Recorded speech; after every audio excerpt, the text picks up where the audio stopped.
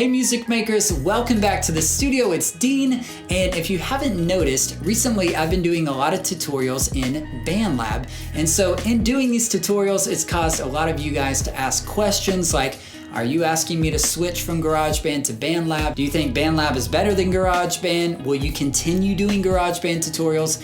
And so I wanted to address those quickly in this video. And I want to start just by sharing why I did these BandLab tutorials. So over the last several years, as I've gotten to teach music production online, and as I've got to teach it locally in person, I've typically used GarageBand as our classroom recording software where I show the different songwriting and music production techniques inside of GarageBand. The only problem is a lot of people don't own a Mac or an Apple device, and so they don't have access to GarageBand. And so online and locally, people have asked me all the time, hey, what's a good alternative to GarageBand? Are there any out there? And for several years now, I haven't honestly really had a good alternative that I could share with them. So recently a friend said, hey, you need to check out BandLab. So I did. I went around at software, I began making songs in it, and I was really excited to finally find a program that could compare with GarageBand and was available to PC and Android users. And so I said, I've got to create some tutorials on BandLab for those out there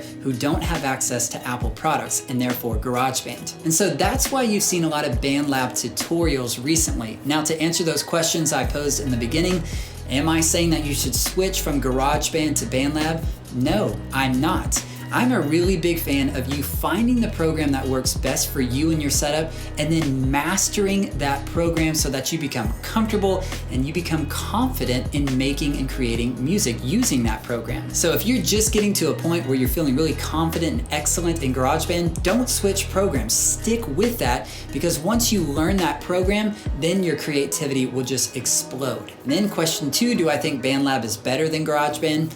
No, I don't. I think they're really, really comparable on so many levels. And I think you can be equally excited about whichever program you have access to, GarageBand or BandLab. And then question number 3, will I continue doing GarageBand tutorials?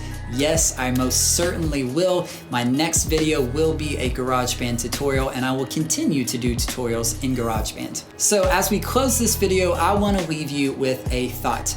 Here at the studio, it's my goal, yes, to train you in a specific program, but it's not necessarily my goal to have you become like obsessed with GarageBand or BandLab or whatever program you're using.